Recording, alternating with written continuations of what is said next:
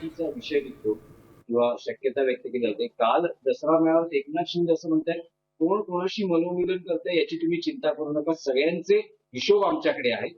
योग्य वेळेस आपण त्या सगळ्या गोष्टींचा समाचार घेऊ. हे पहा की एकनाथ शिंदे म्हणजे बॅरिस्टर राम मनोहर लोहिया नाहीत किंवा बॅरिस्टर नागपई नाहीत.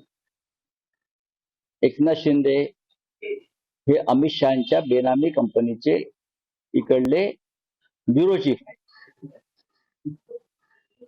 मूळ कंपनी जी आहे अमित शहाची, त्या बेनामी कंपनीचे एकनाथ शिंदे हे त्यांनी शिवसेना नावाने जी कंपनी काढली ती बोगस आहे. उद्या जेव्हा सरकार जाईल या बेनामी कंपनीचं, तेव्हा या सगळ्या चौकशा होतील.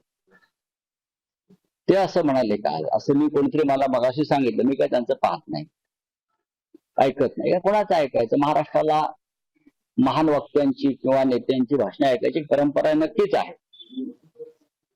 मराठी माणूस शिवसेनेमुळे हद्दपार झाला, ठाकरेंमुळे हद्दपार झाला. खरं म्हणजे अशा प्रकारचं एखाद्यानं जर वक्तव्य केलं असेल तर त्याने आधी स्वतःला आरशात उभं राहून पाहायला पाहिजे. शिवसेनेमुळे जे तुमच्या बरोबरचे आमदार आहेत पळून गेले, त्यांची किंमत 50-50, 100-100 कोटी झाली मराठी माणसांची. त्या आणि सुरतला कोण पळून गेलं? मुंबईतून. गुवाहाटीला कोण पळून गेलं? पळून गेला. हे पळपुटे आहेत. तेव्हा काही बोलायचं, उचलली जी लावली टाळ्याला, काही बोलायचं, लिहून दिलेली भाषणं वाचायची. हा, मी इतकंच सांगेन, मुंबईतला, ठाण्यातला आणि महाराष्ट्रातला मराठी माणूस आजही एका श्रद्धेनं, नुसते बाळासाहेब ठाकरे आणि त्यांच्या कुटुंबाबरोबरच आहे. मुंबईतला मराठी माणूस हद्दपार करण्याचा विडा ज्या अमित शहाने उचललेला आहे आणि मुंबईत गौतम अडाणी सारख्या उद्योगपतींना विकण्याचा चंग ज्या अमित शहा आणि त्यांच्या लोकांनी बांधलेला आहे, त्या अमित शहाच्या कंपनीचे एकनाथ शिंदे हे जोडेपुषे आहेत. शब्द मी खूप काळजीपूर्वक वापरतो, जोडेपुषे.